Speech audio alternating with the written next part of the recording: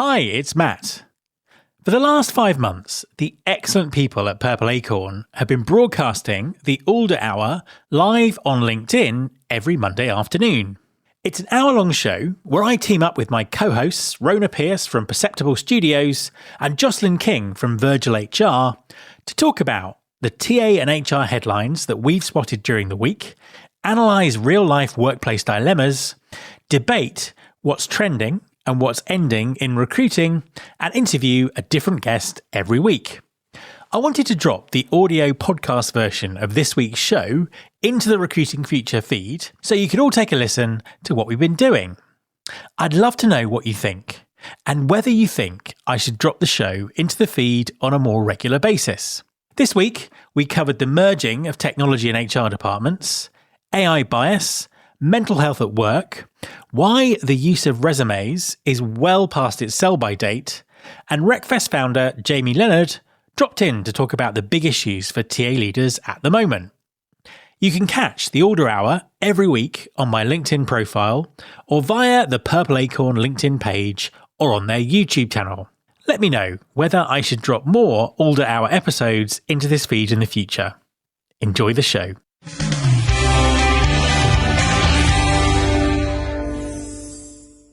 Hi everyone, and welcome to this week's edition of the Alder Hour. It's 8 o'clock here in Scotland. I know it's lots of different times everywhere else, but this is still your favourite way to end the working day. I'm Matt Alder. I'm the host of the Recruiting Future podcast, and I'm also very privileged to be the host of the Alder Hour. This show is part of the Purple Acorn Network. If you head over to purpleacornnetwork.com, after the show, not now, you can learn all about the other great shows that we do. You can follow Purple Acorn on LinkedIn. And also, this episode is also available as a podcast, wherever you listen to your podcasts.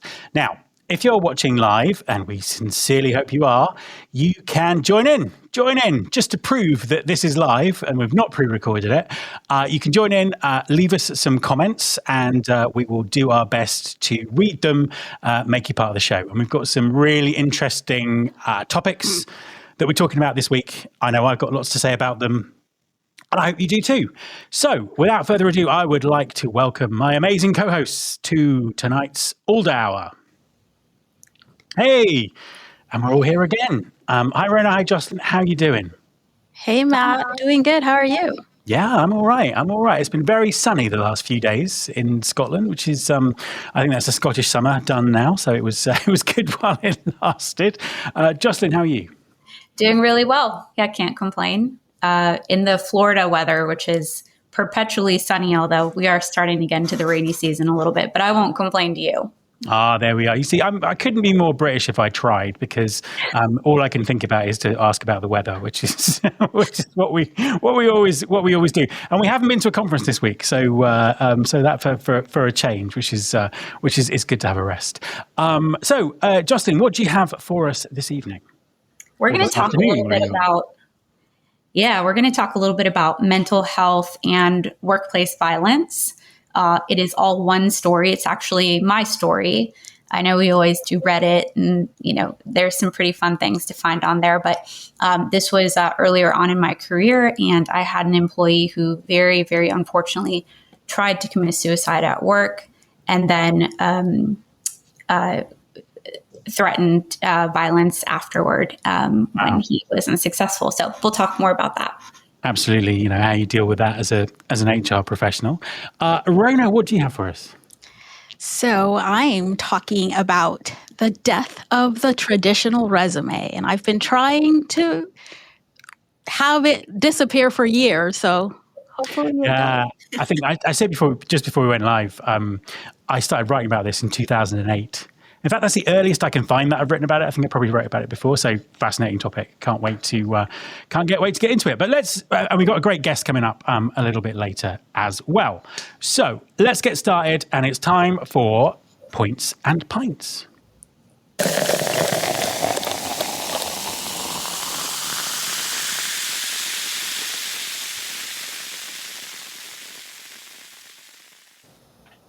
Right. So I'm departing from show tradition this week. I actually have a bottle of beer. Where's my camera?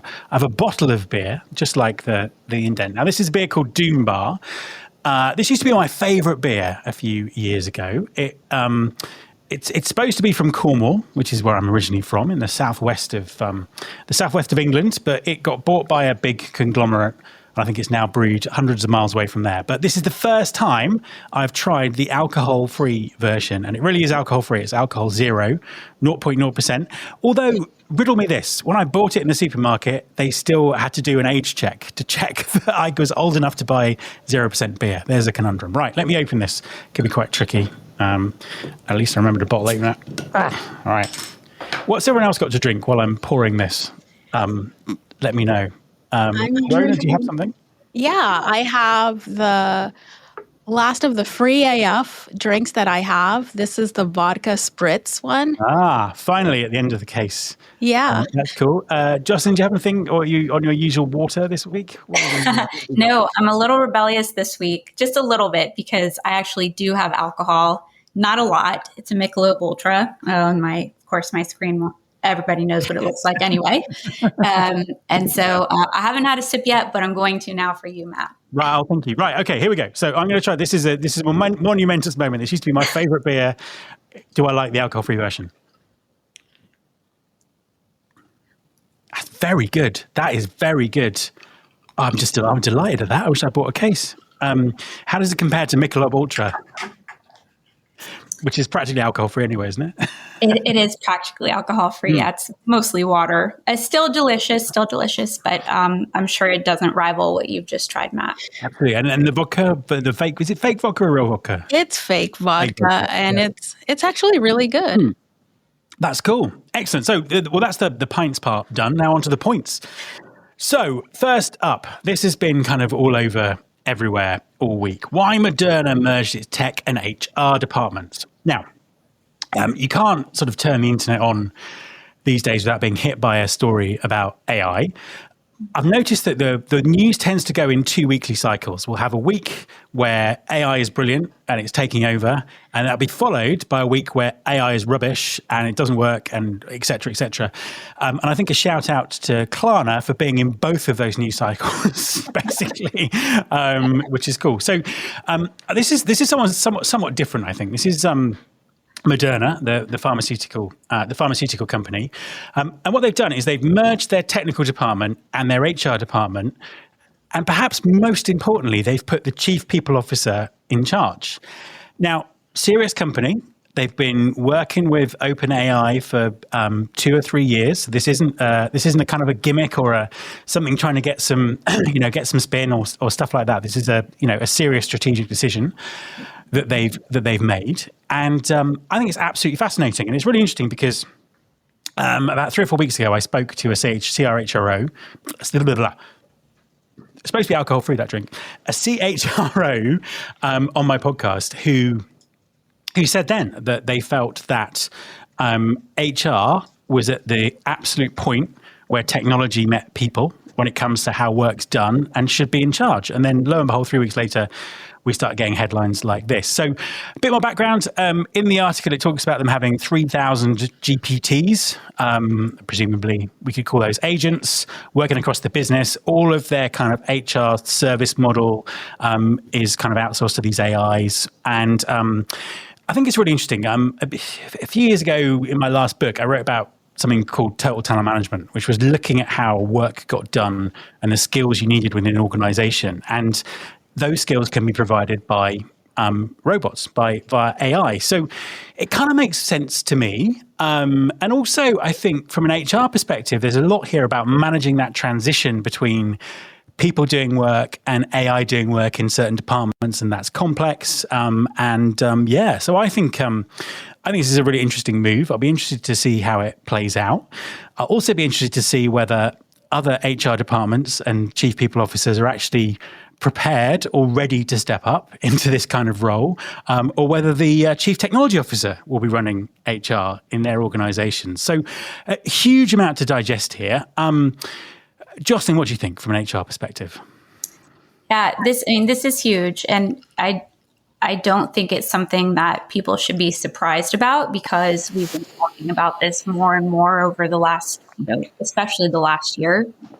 But I find this really interesting because the only way you'd be able to successfully do this, and Moderna, as you said, is a serious company, so they're going to do this successfully, is if their HR leader is capable of managing a technology department.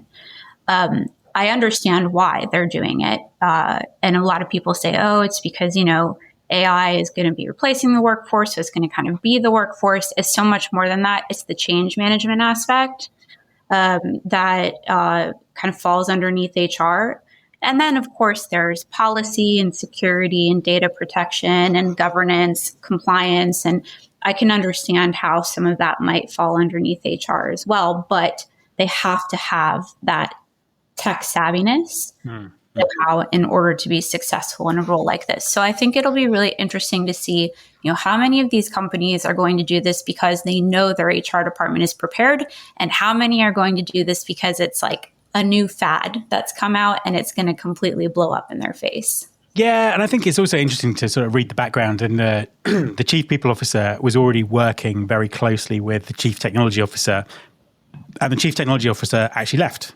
And that's why they kind of did it like this. So there was kind of a almost like a sensible progression in terms of doing this. It wasn't just suddenly they kind of put these things together. And that's the sort of thing that doesn't turn up in these headlines normally. Rona, what's your view? I absolutely laughed and was overjoyed when I saw this article, because, as you know, many years ago, I transitioned from IT to TA. And I remember all the people saying oh my gosh, you're leaving so much money on the table. You're going to waste your intelligence because you're not going to use your tech skills in HR and stuff like that. And I was like, this is where we're going. Obviously, I couldn't know that this is where we would end up, but it was a group of us who did that change. And I just remembered when I read this article, it's it makes 100% total sense for everything that you guys have said. I absolutely loved that the CPO was in charge, because when I've had this conversation in the past, people always think the technical person is going to be in charge. And don't get me wrong, I do agree that it has to be a technical person. It doesn't mean it has to be the CTO or the CIO. It means that the skills needed to be in HR now, especially if you aspire to be an executive, are so different than they were just a few years ago.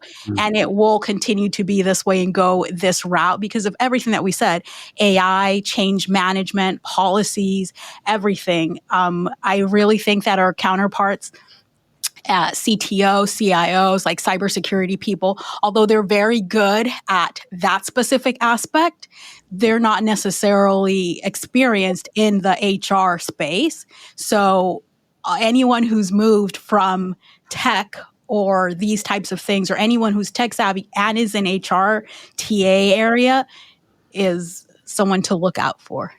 I think you've done yourself out of a massive thing there. You could have said you foresaw this, which is why you moved from tech to HR. My crystal ball. Right. No one heard. So this is what you foresaw. And finally, for as long as I've been working, I was going to say in this industry, but for as long as I've been working, HR has been demanding a seat at the table. So here you go, CHROs. Here it is. Here's your seat. But you're going to have to really think about how that works and how you work in order to take it. So let's move on to the next article so I can have some more of this lovely beer. Hang on. Okay, so as I said right at the beginning, we're in this kind of news cycle where 1 week we get AI is rubbish and 1 week we get AI is changing the world. So we've put that news cycle into this 15-minute section. And here we are. New study finds AI hiring systems may be discriminating. Now, I read this in some detail because it's about the third report I've read in the last 7 days on this topic. It doesn't really tell us anything new. There's a lot of could, should, maybe, all that sort of stuff. I think that anyone sort of working in this space, who's even vaguely up with what's going on, won't be surprised by anything that's here. The one thing that really stood out in this article, though, for me was this. Let me find it. This one line, and it said, Here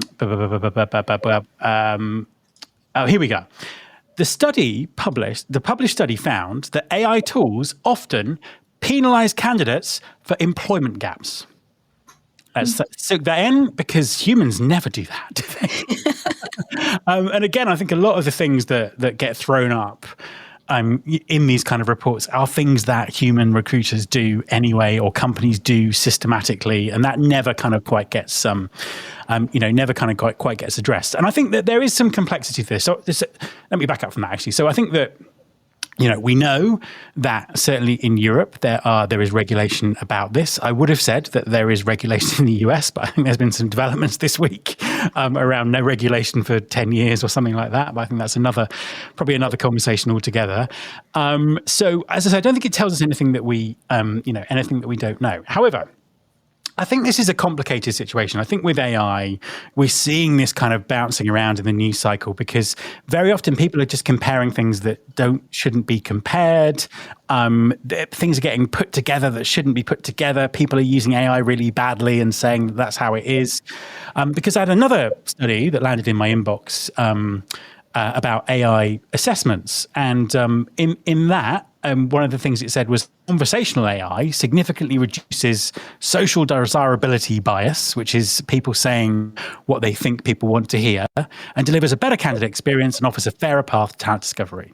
So really, really sort of complex kind of area. I think that sometimes these kind of bits of research are kind of lumping matching, selection, testing, and interviewing together into kind of one sort of lump that says hiring. What do you think? Rona, what do you think on this one? I mean, of course, we all knew that this was an issue. I go back to where did AI learn all of these issues with employment gaps and all the issues that it has? I think, like you said, recruiters have been doing this and hiring managers and everyone for a long time. AI is just saying the quiet parts out loud, actually doing it, and it's in our face. I think I disagree with the whole, the AI interviews are better candidate experience and all of that. I don't know if you checked out Mike Petito's video that he did where he literally recorded himself in one of these AI interviews and just the back and forth that he was having and being difficult or just being a regular candidate, because by the way, candidates aren't all easy to talk to in interviews and you have to pivot and stuff like that. AI can't do that. So I don't know. I don't think we're there where it's 100% taking over. Definitely there's going to be steps. And I think there's iterations of how we're going to be using AI. It's not going to be this whole takes over, no humans involved type of thing. Because we're already seeing that there's a long road for it to be that way. And I think before the smarter thing to do than trying to go that route is to try to figure out how and what parts it can actually take over and then do that and not try to make this into something it can't be. Yeah, I mean, it's probably a discussion for another time. But I did discover, I think, on the back of Mike's bit of content, that the trend for people TikToking AI interviews. Yes, yeah, I did a whole podcast episode about that. Yeah, exactly. But maybe we'll come to that separately. But Justin, give us your thoughts on this one. Yeah, I'm really surprised that this is even an article that's popping up like it's something new. I think algorithmic bias has been a really big concern for a very long time. And to Rona's points, how are they training these AI models? Are they training these AI models maybe even inadvertently to be discriminating against somebody because of an employment gap? I mean, what if that was an employment gap because it was a stay-at-home mom who had to take some time off, or because she was on maternity leave or paternity leave for that matter? And, it was a small company and FMLA didn't, apply. So they kind of lost their jobs, right? That type of stuff happens. And so to discriminate against them is a huge liability to a business on top of it all. So where they're getting their their data from, how they're training their AI model is really critical for HR professionals, TA leaders to know about when they are vetting these types of tools. And unfortunately, I think we're going to see more and more issues, but nobody should be surprised by it. No, absolutely. Okay, quite the situation. So let's move on to the Situation Room.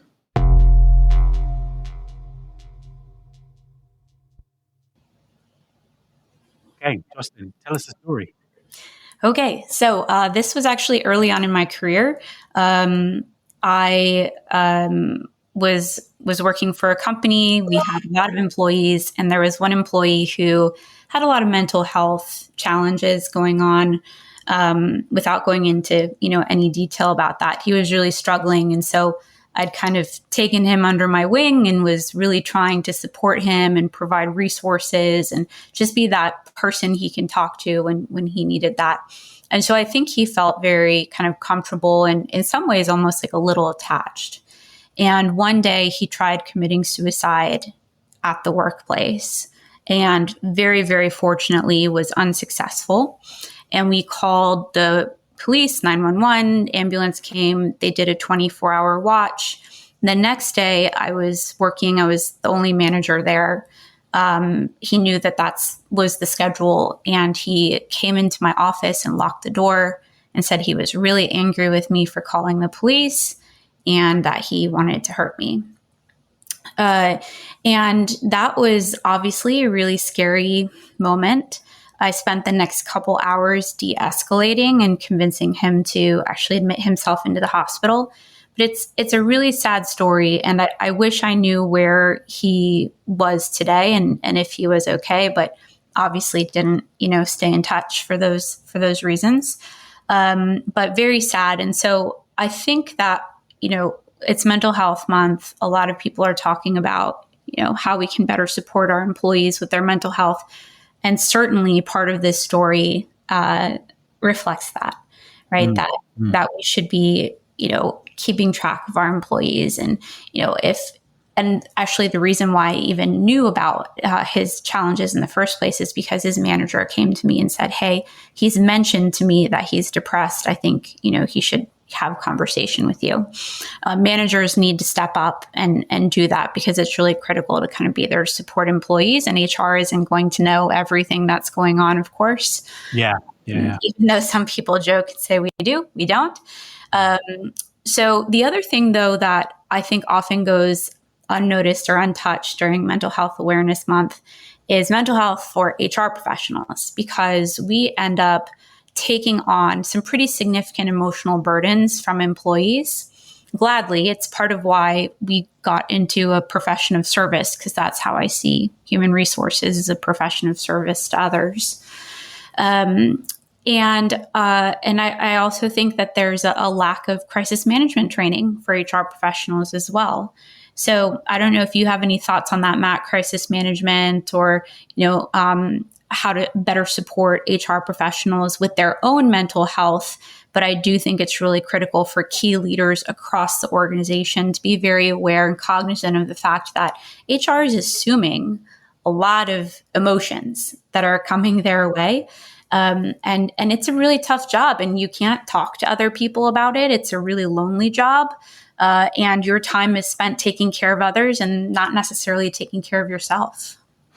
Yeah, I mean, I think it's something that we talked, that aspect of it. We've talked about this a few times, actually, with some of the stories that have come up, that HR have to deal with this stuff. If there's loads of layoffs, HR know they're coming, and they know the personal impact it might have on people. Those people might even be their friends in the workplace. And it's always seemed to me that there is just this huge burden on HR, A, not to say anything, and B, to, as you say, these are these are all kind of emotions and human issues that people feel. It's impossible, I think, to not have empathy or get emotionally involved to some extent. So, from that perspective, I think that it's really important that HR get that support. I think the crisis management one is another big thing. We've got a mental health crisis going on pretty much all over the world at the moment for various reasons. And it's kind of just really important that, people are able to help people and pick up on that really early. Mm-hmm. I suppose coming back to you on that, so in that situation, that's obviously a very traumatic situation that's affected you personally. Did you get any support from your employer around that, or were you supposed to just kind of soak it up and carry on? Honestly, I ended up leaving because I was so distraught over the whole situation, and I don't feel like I got that level of support. I remember shortly afterward, I actually applied to grad school, and part of my application was about the lack of crisis management training in the workplace. So I look back on that now and think like, yeah, maybe I wasn't getting everything I needed. But it was a really, really sad situation. And I think that at the time I was still relatively new to HR. I was incredibly empathetic to employees, incredibly empathetic. I took their problems home with me. And after that, I think I became a little more jaded. And I don't know if that's necessarily a bad thing, because I was able to kind of remain sympathetic, but remove that empathy to allow me to very clearly evaluate a situation and handle it. Not that I didn't in this case, but just kind of moving forward in the future, I found that to be really helpful. So there's a good lesson learned out of the story at the end of the day. But yeah, I do think it's really critical that employers be prepared to support HR in time, especially in times of need, right? Like during COVID, for example, or if there's a mental health crisis and, your geographic area in particular, or in your workplace, or just as you've kind of said, all around the world, how are we also supporting HR too? I don't think that's talked about often enough. So just give us some practical sort of tips around that. What is it do you think employers should have in place to deal with this? Because I'm kind of thinking about other professions like medical profession, emergency services. I know that there are lots of stories about those professions not having this kind of support available in the past, but I'm sure that situation's improved. What should companies have in place to support HR for situations like this? I do think it depends on the company, right? If you work in manufacturing, your experience is going to be very different than working in technology. But in general, I do think having some form of crisis management training that's appropriate for that industry is really critical.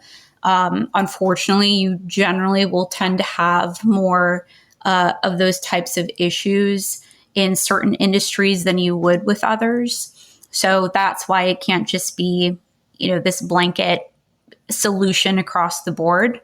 But I also think that there are things that everybody can do. For example, training executives on how to better support managers and HR practitioners who are taking on a brunt of the kind of emotional energy that's coming their way from employees.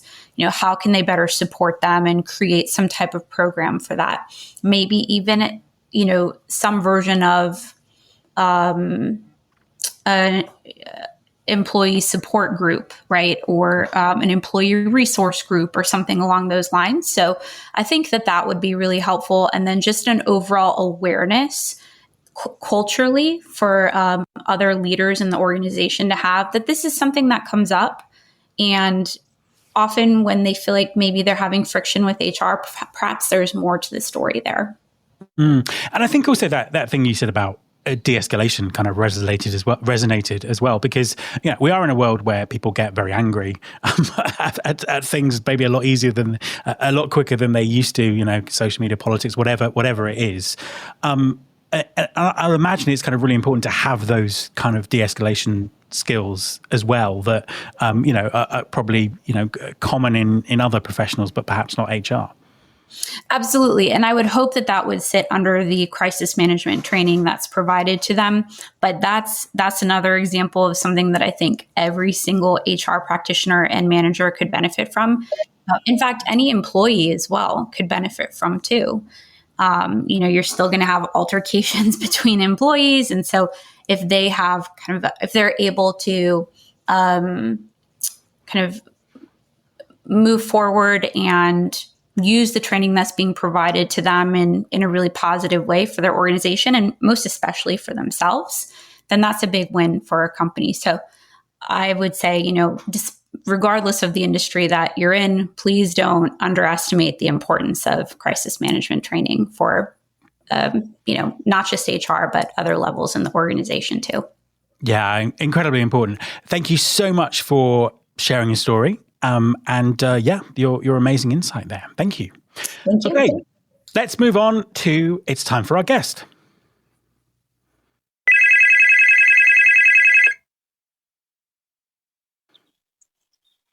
Here he is. Hey, Jamie, how are you? I'm good, Matt. How you doing, buddy? I'm very good. Have you had alcohol-free Doom Bar? No, I've never touched alcohol-free beer in my life. Anyone that knows me will back that up. You're missing out. Well, I'm on the water because I didn't drink non-alcoholic beer this weekend. I've done the other stuff, and that's why I'm drinking the water now. No, it was nice weather. Cool. Okay, so first of all, then, introduce yourself and tell everyone what you do. So my name's Jamie Leonard. I am the co-founder and CEO of the recruitment events company. We are probably best known for RecFest, both in the UK and in the US. And we also have the largest network of TA leaders in the world, which is the RL 100 RL community. And that works across the UK, the US, and the Middle East, doesn't it? Yeah. So very established in the UK, 2 or 3 years established in the Middle East, and just launching now in the US. So first year doing it properly.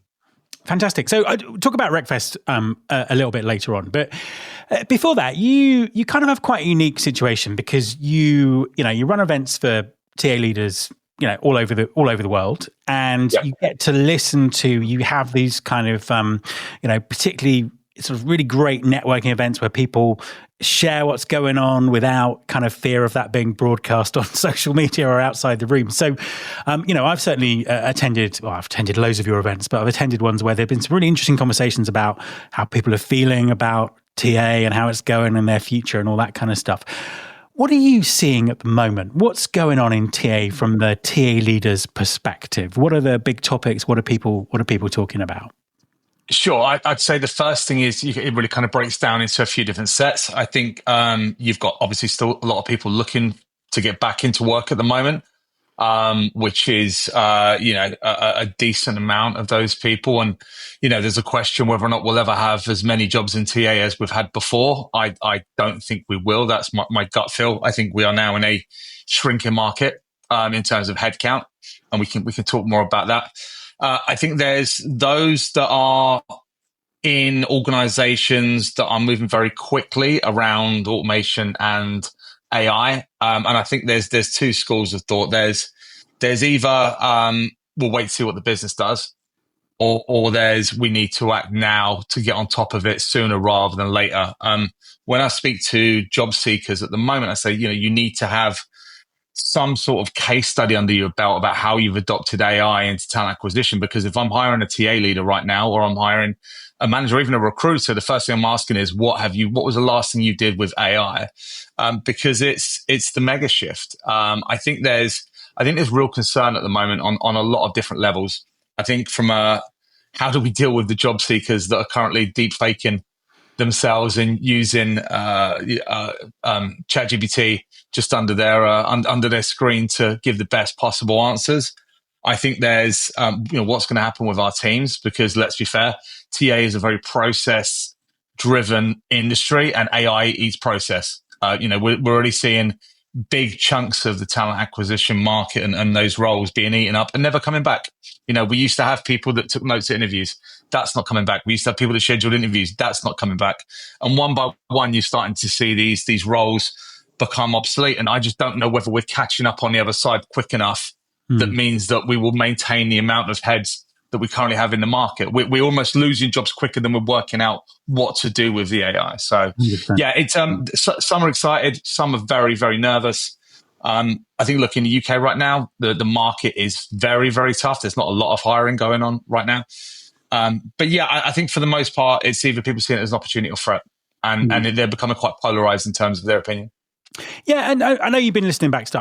I presume you've been listening backstage. Apologies Absolutely. if you're listening to something else. But what did you think of that Moderna story? That sort of the CPO taking over the tech department and the HR department. Is that what I don't know enough about the HR side to make credible comment. But what I will say is, that question has come up before, which is ultimately, what is an employee? An employee is someone that performs and completes a task for the business. We now have a second option for that, which is AI. Should HR be in charge of that resource the same way as a human being? AI is going to be a resource that is used to complete tasks.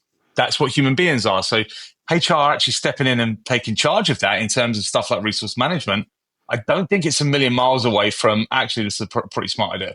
No, 100%. I mean, I think I'm kind of exactly the same view on that. So, as you say, you kind of recently open up these kind of smaller networking events into the US. What do you know? What are the differences? What differences are you noticing between the conversations in the UK, the conversations in the US, if indeed there are any differences? I think certainly with our first time going over and people not really knowing what the network was all about, getting people open up, first of all, was a little bit difficult. I'm in a room with my competitors, inverted commas, and, not realizing that actually this community is really built on trust and input. And that's what's built the UK and the Middle East. I don't think the challenges are a million miles away from where we are in the UK. I think that their market is doing better than ours right now. So there's more hiring still going on. I think they've got certain industries that just seem bulletproof, like healthcare right now, that isn't going away, which I don't really see in the UK at all. I think the conversation is very, very similar. I think, again, there's the nervousness and excitement about AI. I think, obviously, they've got the tariff situation in the US as well. Their political system or political situation is a lot more explosive than ours. Ours is bad, but at least we're bad and we know where we are. Theirs seems to be kind of bear and ball on a constant basis. So, and also when you've got laws that are made statewide and that authority is going back more to the state, it becomes quite difficult to start to plan out things like, workforce and hiring when you don't know from one day to the next who's going to be in charge of governing the laws in that state. No, absolutely. And we'll talk about RecFest in a second. But before we do, we've both been in this game for a very long time. And I know that, like me, you've seen the rise of the internet, the rise of social media, the rise of mobile, cloud computing, big data, whatever else it is. Do you think AI is following a similar pattern? Is it different? What's your kind of perspective based on all the changes that we've seen in the last, I'm going to say how many years it is, but it's quite a few. I just usually follow you, Matt, to be fair. This is kind of, I just listen to what you say and then you slowly see it become reality years and years later. No, but seriously, and we're talking about this from a content point of view.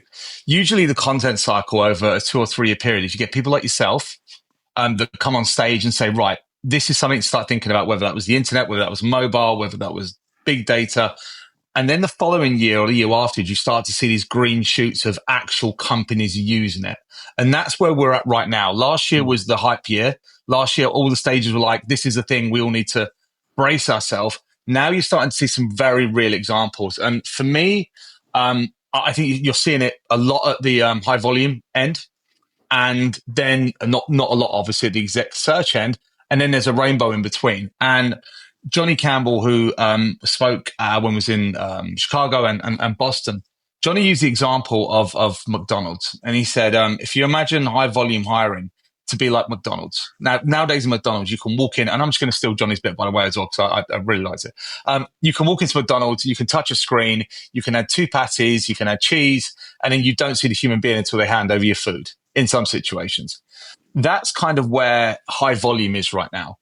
You're seeing a lot of companies reduce down their headcount massively, implementing technology like Mackie and Paradox and these sorts of technologies that are just augmenting their best recruiters, and they're losing people from the recruitment. Now whether or not they are putting them in different parts of the business or not, I have no idea.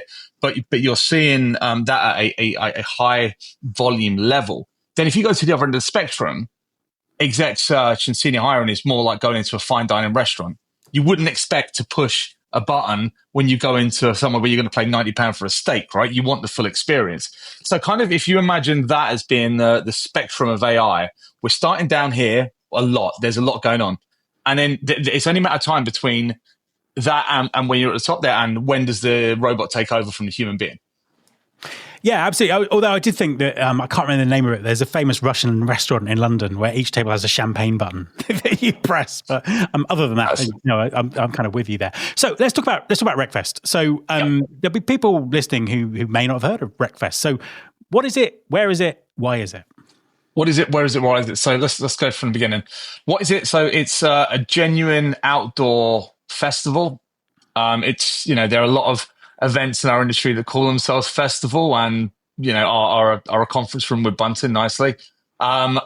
You've got, in the UK, over 100 speakers, yourself being one of them. It's kind of, I suppose it's part education because it's obviously very content heavy. It's part discovery because you also get to meet a lot of vendors and see new technologies.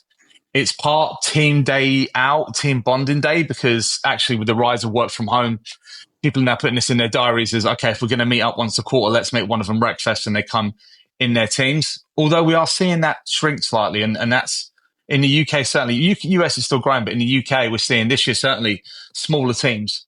And that's based on lack of headcount. They're just not there. So when we go to them and say, hey, you had 20 tickets last year, do you want to buy 20? No, we want 12. It's like, okay, it's not budget ding. You just don't have that many recruiters anymore, which is, a really interesting, So I think you've got, it's part kind of away day. It's part education. It's part discovery. It's all emotion. It seems to be sort of the happiest day in the year for most people in talent acquisition. They catch up with everyone they know. They see their colleagues probably for the first time in a while. So, it is that real celebration aspect of it. And that's something we've always been very big on. Talent acquisition is a very unsung, sometimes downtrodden market, especially right now when, so many people have lost their jobs because there's no hiring going on. And we went through the whole pandemic thing, and then it came out of the pandemic, and then everyone got hired again. Everyone got loads of money, and then it went away again. So it's kind of needed now more than ever. So UK, it's July the 10th. I think in the US, we're in Tennessee in October. So going back a little bit this year from September. So that was mainly because the venue we were using last year is now at capacity. We can't get any more people in there. It was a state-run park, so they just refused us access to any more people in there. So we've now moved locations somewhere we can get a few more people in, and that's growing in the US. The US is I've said before, we've probably hit capacity in the UK in terms of how many more people we can get. We've probably got around 15% of the UK TA market in one event at one time, which is pretty unheard of from a trade show. US, we've still got a lot of headroom to go. So we're still seeing growth on the numbers of people attending. But US is a fun market. The vendor market is absolutely huge over there compared to the UK and Europe. So it's going to be great. Yeah, I think one of my favorite things about going to RecFest is talking to people who have gone for the first time, and they're like, "Oh, it actually is a festival. It's like outside and everything like that." That's kind of amazing. And I spoke at the very, very first one where we were in that room with all those fake sunflowers. Just as a final question, why a festival? Why did you do it like that? Where did the vision come from?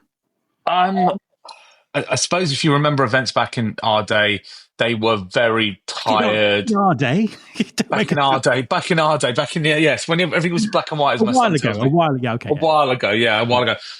Events just didn't have any personality to them. They were very stuffy. They were very regurgitate content, and all the stuff we spoke about before.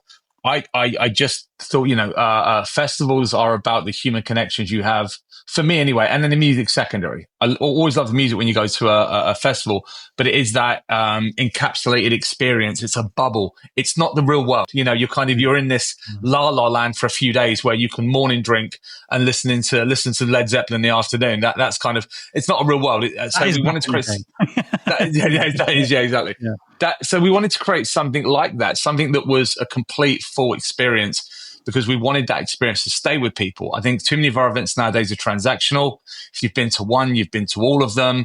A lot of the Vegas ones are starting to look very similar now. You couldn't really tell where you were when you were dropped into it. So we wanted to do something unique. And it's pure stupidity because no one would do an outdoor event in the UK because it rains a lot. Why would you do that? We've got away with quite a few years. So touch wood, it continues. But yeah, it's just about being different and wanting to stand out and create something that stays with people for a while. And it certainly does. And where can people find out more? Where can they get tickets from? RecFest.com. So that's for both RecFest events, Nashville, which is a very fun town, and Nebworth, which is Stevenage, which is not as fun as Nebworth, but it's a big Nebworth's quite iconic. You don't have to go to Stevenage to go to Nebworth. No, you don't. Stevenage is known as the Nashville of the UK. So, Jamie, thank you very much for talking to us, and best of luck with the events this year. Thanks, sir.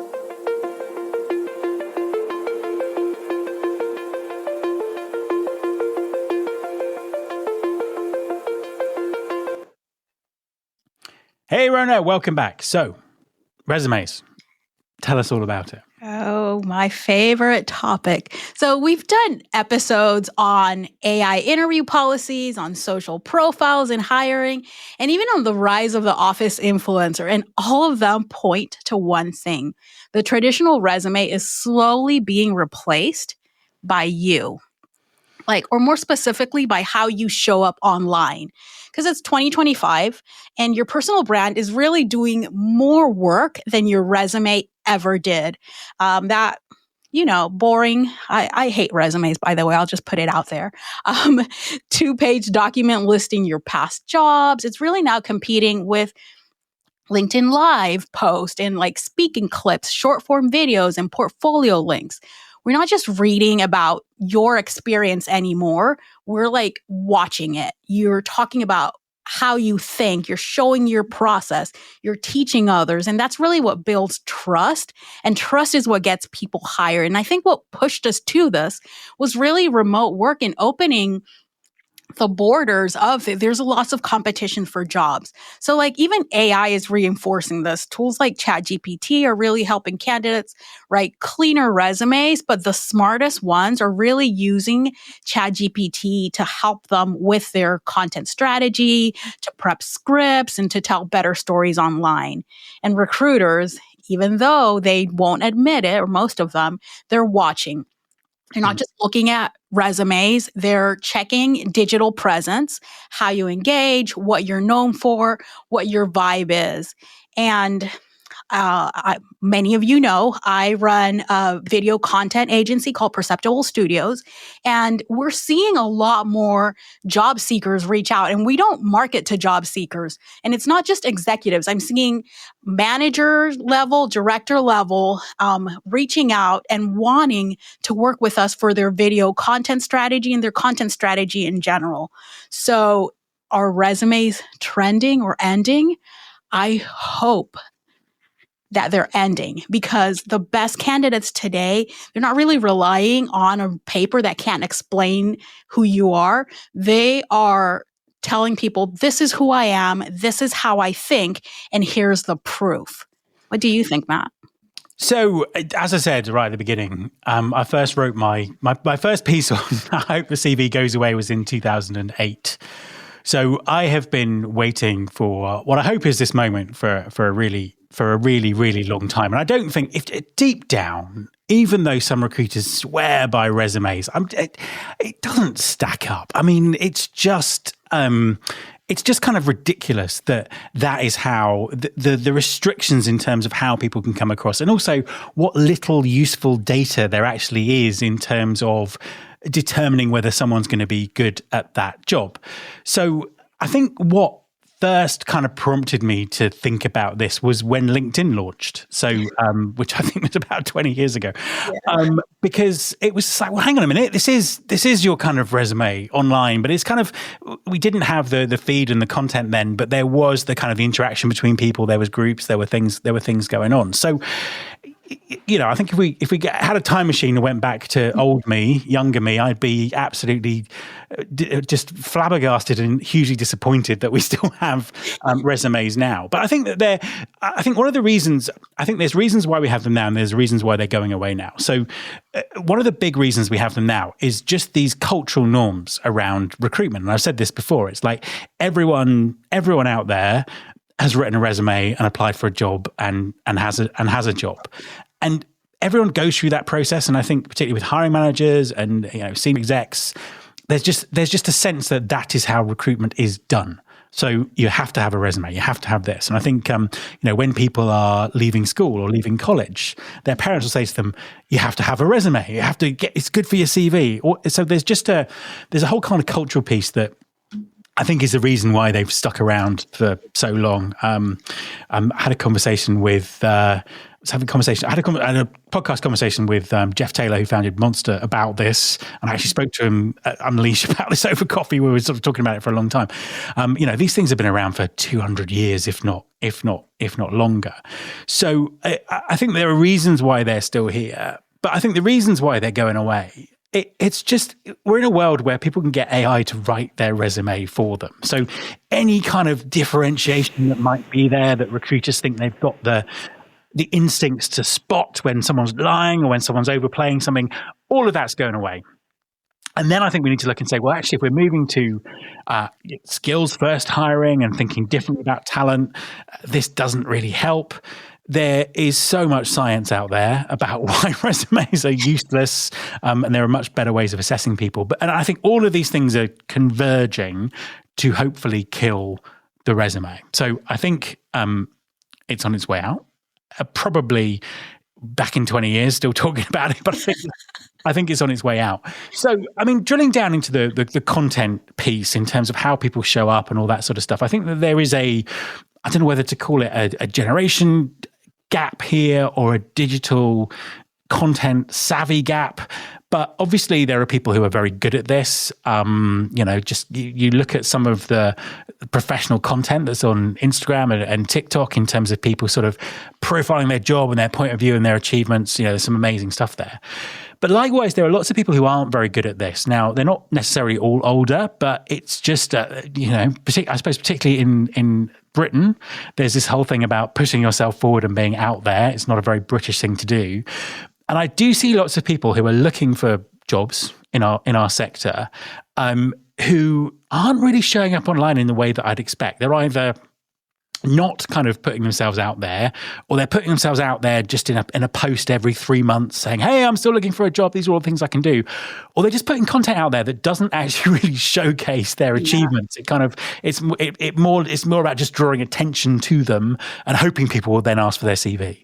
So what would your advice be to people in terms of how they can, how they can kind of show up and get that attention and get their, build their brand and get that across? Yeah. I always tell people, focus on what you want to be known for. And again, it doesn't have to be this thing that never changes. I've been known for many things because I've changed and done many different things throughout my career. But you made a good point. People think, oh, I have to do content on LinkedIn. And then they go and they just share whatever. There has to be a strategy. And strategy doesn't mean you have to hire a strategist like me. That's not what I'm saying. I'm just saying, if you want a job if you want a job at a help desk, answering technical questions, your content needs to be about how you answer technical questions and showing people that you know something about the tech that you're trying to answer questions for. Or getting people to ask you technical questions. Yeah, it can't be like do an AMA, do something like that. Comment on people's things. And that's the other thing. People think content means, oh, now I have to create these videos. I have to have a podcast. No. Right? There's a lot of people whose entire content strategy is commenting on other people's posts. You go to their profile and there's not a single post from them. It's resharing, adding their opinion, and commenting on people's things. That is content. So I always tell people, start small. But don't comment on, like, if I wanted a job, again, back to help desk, I'm not commenting on something about, I don't know, sharks and whales and stuff like that. Like that a recruiter is going to go to your profile and be like, oh, this is a person who knows a lot about sharks. This is not an IT help desk person. So they're going to move on. So be intentional about your strategy and what you're doing online. Like, I get it. I see a lot of stuff online that I want to comment on. That's why I have my personal Instagram and stuff like that, where, oh my gosh, you will see all of my interest and I'll comment on all the Real Housewives shows and all of that. You will likely not see that on LinkedIn unless they're somehow relevant to what I want to be doing. Like, if there's a Real Housewives episode about someone talking about video, it's going to be all over my LinkedIn, trust me. Yeah. But if it's not, then it has no place there. So it's not a resume, right? It's not the traditional resume. But just like you wouldn't put things not relevant to your work on your resume, think about that with your content strategy, and don't put things not relevant to what you want to be doing and what you want to be known for out there for social media.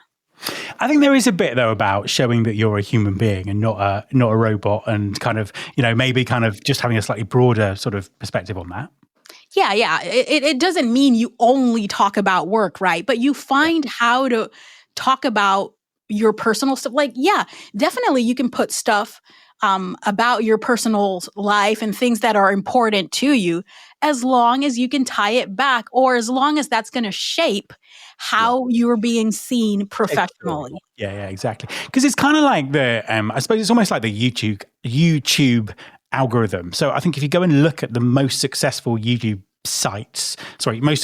channels, get my words right, you instantly know what that's about, even though that content creator might have lots of 500 videos, but you can just see straight away, this is about this. This is it's very, very clear, and I think that's would that be kind of a good way to describe it? Yes, that is an absolutely perfect way to describe it, because yes, it doesn't mean it. And I'm glad that you asked this clarifying question, because sometimes when I say like, oh, be sure to write about what you want to be known for, people think, oh no, I'm all now this robot that all I do is work. No, you're still human. But again, it's how you want to present yourself professionally. That's what should be out there. That should be your content strategy. And yeah, definitely have a pillar about things that are not specifically your area of expertise, but that show your professional presence or your opinion or your humanity in some way. Relevant. Or even your skills in a different way, basically. Because I also think that we are heading, I think the other thing here is we're heading to a point where everyone has AI. Soon, everyone will be able to use it properly. That's when it really gets scary. So there's a bit about differentiation. It's like, how do you stand out? And ultimately, the only way you can stand out is by being yourself. But it's by being yourself in a very, in a kind of a way that works digitally and gets your message across, I would say. In the same way that you bring your whole self to work, that's what you should be doing online. Absolutely. Rona, thank you very much for talking to us, and we'll see you next time. See ya. Okay, so that's the end of another show. I finished my Doom Bar. I'm going to go and have another one. It's got no alcohol in it, so that's fine. There are great shows coming up every day of the week, I think, on Purple Acorn. So there's the HR Morning Show, My First Job, From the Desk, From X to Z. Some really great stuff there. So make sure you check out purpleacornnetwork.com and also the Purple Acorn YouTube? I'm obsessed with YouTube now. The Purple Acorn LinkedIn page. So make sure you follow and you'll be able to see all the shows live and recorded on there. Thank you to everyone who has been watching, and thanks to everyone who's also watching this on the catch up. If you want to check out my longer form interviews, you can check them out on my podcast, Recruiting Future. And while you're there, you can also find the Alder Hour and all the other Purple Acorn shows on your podcast podcast provider of choice, so wherever you listen to your podcast. The Alder Hour will be back possibly next Monday, if not the Monday afterwards, and either way I am already looking forward to it. So this is Matt Alder clocking out.